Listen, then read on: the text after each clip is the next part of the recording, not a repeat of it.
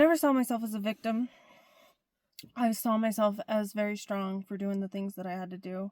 Actually, I was very proud of being able to, at a young age. I was proud to help, participate in the ways that I could. And I guess maybe I developed some bad habits, like being controlling of my environment, always wanting to have the power in a situation, not knowing how to take feedback, all these things. So when I tell you what I'm about to tell you, I'm not going to tell you from a place of, oh, I'm so enlightened and healed and I never do anything wrong. It is about. That's not what any of this is about. This isn't a healing program, and it's far more than a self-help program. This is the loops that you run on repeat. The reasons why you choose the same partners. The reasons why you can't hold down the job. You're always late. You constantly try to develop a new version of yourself and end up back in the same habits. So no, I'm not going to teach you to be more healed. I'm not going to teach you to develop more patterns or develop something you don't have. Maybe you're like me and you never thought yourself as a victim. You knew that you could triumph over it, so you read the self-help books, you did the journaling, you went to therapy, and read all the books, listened to all the gurus, learned about attachment styles and looping and all of it. And here's the thing, it didn't help. The same patterns kept coming up in my life. Whether it's the same relationship, the same job, or the same dynamic that you find yourself in. Maybe it's something you promised you would stop, and yet it comes back around, and again, same pattern shows up. Maybe you make a little bit of progress and something pulls you back. You hit a ceiling and you feel knocked down, and you find yourself restarting in the same place over and over again. At this point, you're starting to wonder if that's just who you are, if it's fate, if it's destiny. But it's not, and you know that, but that's not enough to actually make a change and have a change.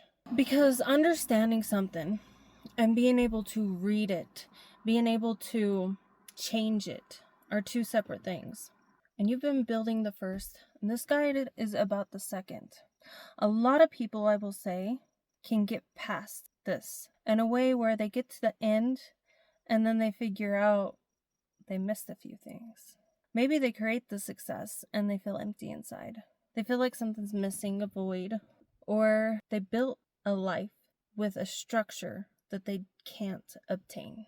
And this is what the difference is. See, most inner work will ask you to face what's dark. And although that matters, and there's a time and a place with it, mirror work doesn't do that. It starts somewhere proximate, but not quite the same. See, it's based off of the fact that your outer world is a reflection of your inner world, and I mean that on the most abstract level that you could imagine. You see, when I say I'm not a victim of my circumstance, it means I chose to learn from everything that I faced in my life, and I chose to overcome it at every turn. So, this is what I missed while I was doing that. I missed the fact that those patterns, those things that your nervous system is used to, those often can be your feelings. The way you feel towards something, the way you feel comfortable around someone and not someone else. And you say, oh, I don't like them, but I like you. Well, that person that you felt comfortable with, maybe they end up triggering you constantly. And you're drawn back to them, and they trigger you again, and you're drawn back to them. And you don't know why, you just want that thing.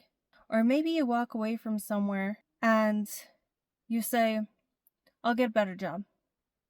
And then you hit a certain level of that job, something happens, and you walk away from that job and you say, I'll get a better job. These are all mirrors reflecting back at you in real time. Every moment. And once you see it, you can't unsee it. The loop that keeps on running is a mirror. The anger that comes up, that's a mirror. The frustration that comes up, that's a mirror. You just don't know how to read them. And nobody taught you how to read them. Crazy enough, I don't think there's much about this. But through years of helping people through addiction and self-numbing patterns, I will tell you this is tried and true and repetitive as fuck. So the trick is not to fight the reflection. The trick is to learn to read it and integrate. See, these are signs of parts of you.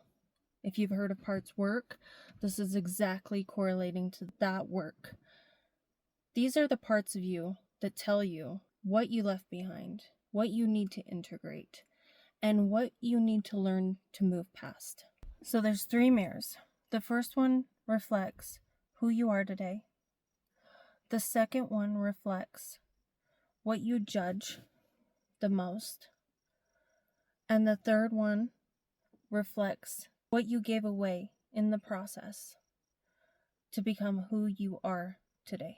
And as I'm telling you this, I want you to know that these will more than likely show up the most in the harshest on the times where you're stressed out, depleted, overrun. And you literally, your ability to regulate, your ability to accept shit and let it roll off you is at a minimum. And that's why people wake up the most after tons of shit happening in their life.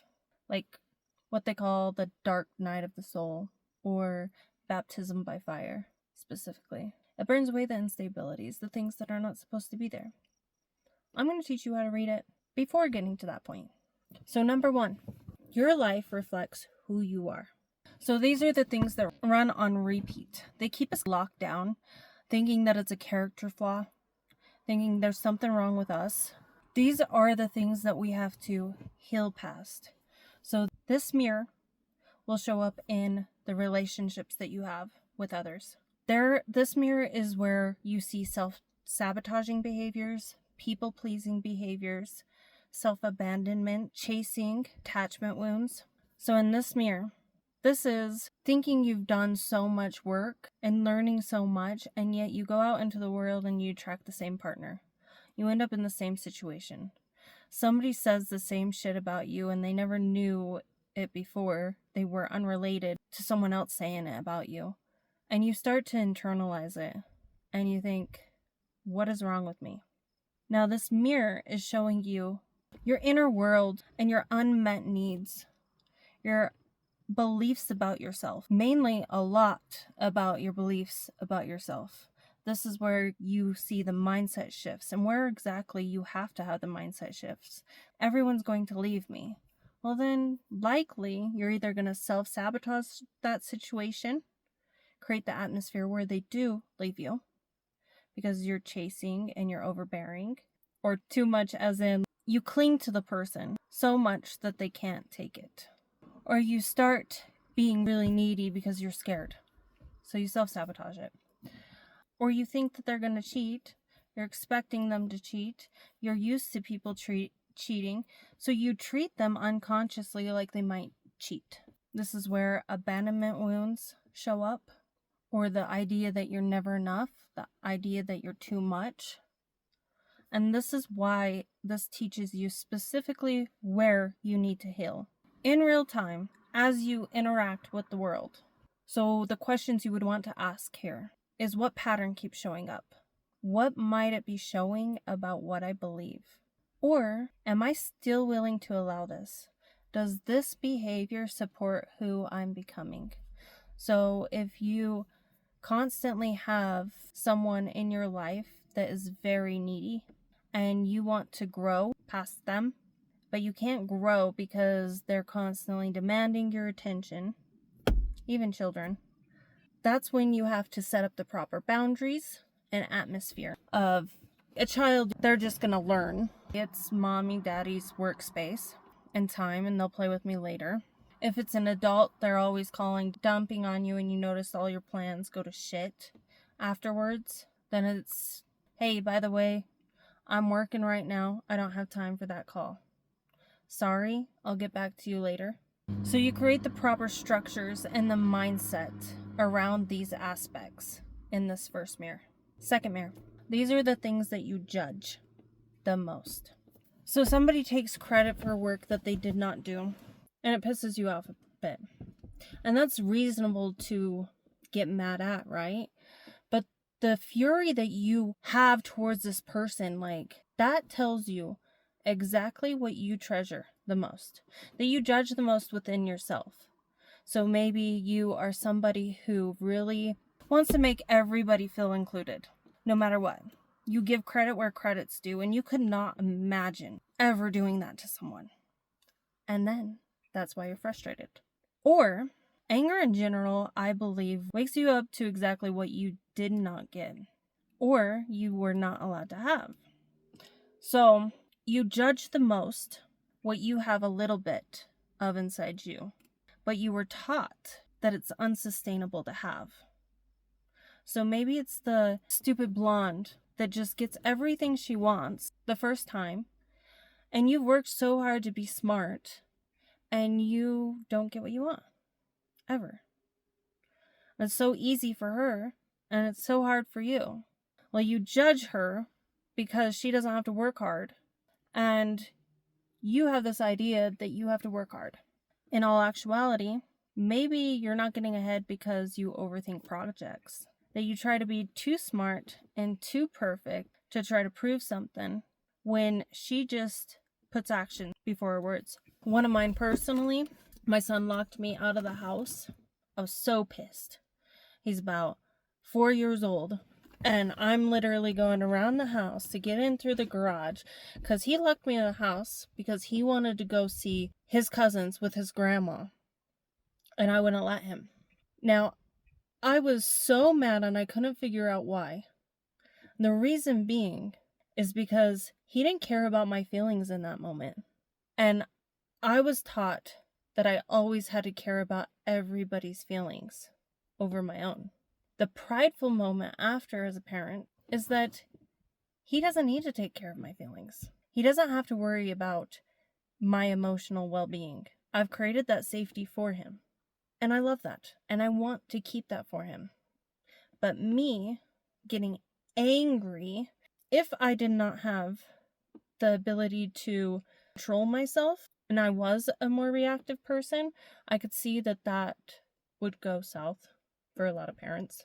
But that's the thing. These are the moments that ignite you. The arrogant, the how dare they? How could they? Those are what points towards the ways you had to be taught to develop yourself, and not doing so was never an option for you. You could not get what you want that way. You could not maintain things that way and develop yourself that way. For example, older generations, mainly, some younger generations too, the idea of somebody not being polite, not being grateful, and having good manners. They were taught you always had to have those good manners, that it was unobtainable to go through life without those. It's necessary. That's what you judge the most. And where the work is there is you get to decide. Discernment. What you want to keep and what you want to let go. You ask what quality in this person is creating the highest charge in me. Where does this same pattern live within me even a little bit? Because sometimes I hate in you what I see in me. I hate in you what I judge the most in me. Yeah. The third mirror. This mirror are the pieces of yours that you gave away and you don't even know. You don't even remember. This is the closest representation of parts work. This shows you the parts that you literally forgot you even had. It often shows up through attraction. It could show up through admiration. It can show up through the people you fan about, you rave about.